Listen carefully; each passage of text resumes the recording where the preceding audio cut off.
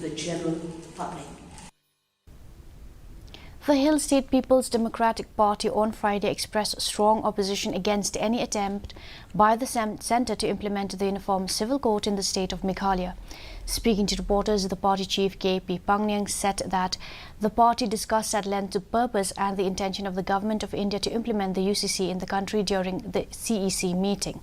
As a party, we have decided to oppose the implementation of the UCC in the state of Meghalaya, Pangnang said, adding that the party has decided to remind the state government on the demand for implementation of the inner line permit. First,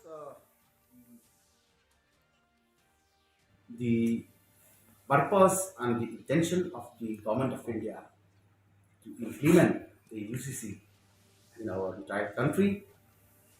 Also, maybe they will be informed to our beloved state of Meghalaya.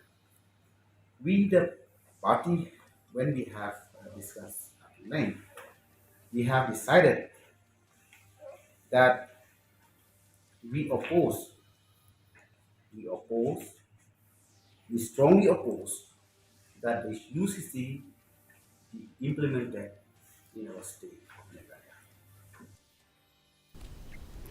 The Meghalaya Assembly